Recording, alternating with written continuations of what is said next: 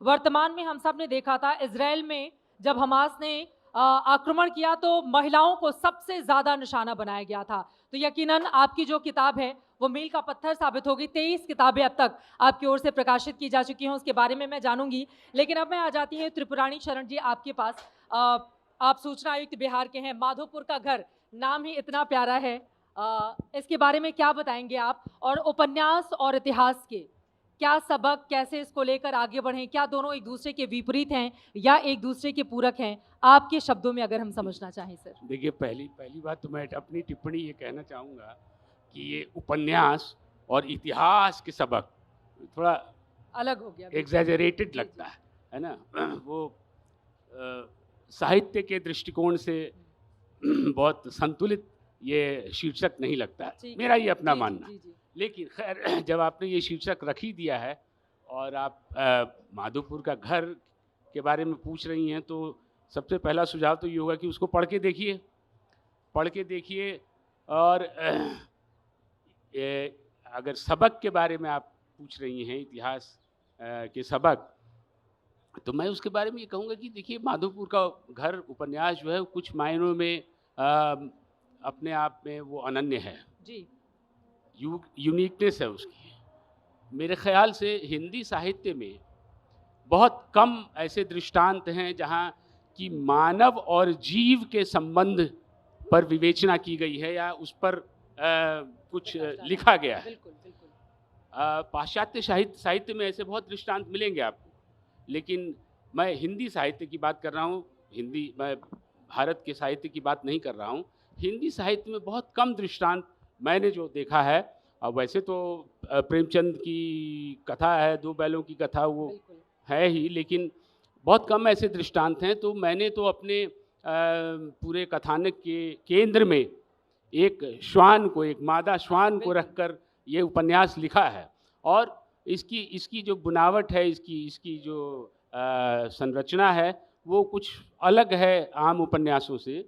तो खैर, जो मैं कहना चाह रहा हूँ वो ये है कि जो माधोपुर का घर, पहली बात तो एक रूपक है। माधोपुर कोई गांव का नाम नहीं है, काल्पनिक नाम है, वो एक रूपक है। बिल्कुल। It is a metaphor. जी। और घर भी रूपक है। घर की अवधारणा क्या होती है? घर हम किसको कहते हैं?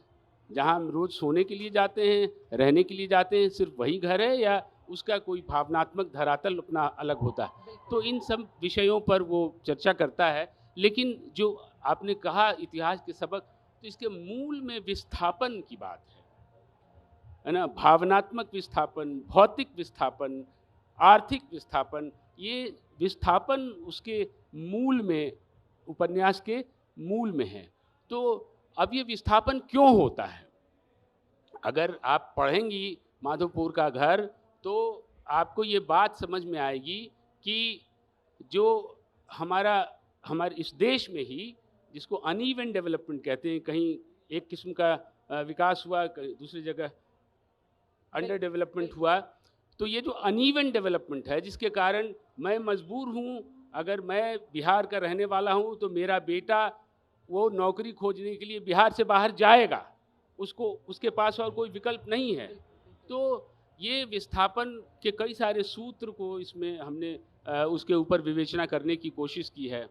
और तीसरी बात, अगर आप इतिहास के सबक की बात ही कह रही हैं, तो मैं यही कहूँगा कि जीवन जो है वो तो बहुत सारी नाटकीय घटनाओं का जमा नहीं है। जीवन बहुत छोटे छोटे सूत्रों में आगे बढ़ता है, उनका जमा है। नाटकीय घटनाओं का, नाटकीय दृष्टांतों का जमा नहीं है। तो उस तरीके से अगर हम जीवन को देखें, उसकी विवेचना करें और उसके स्तर पर हम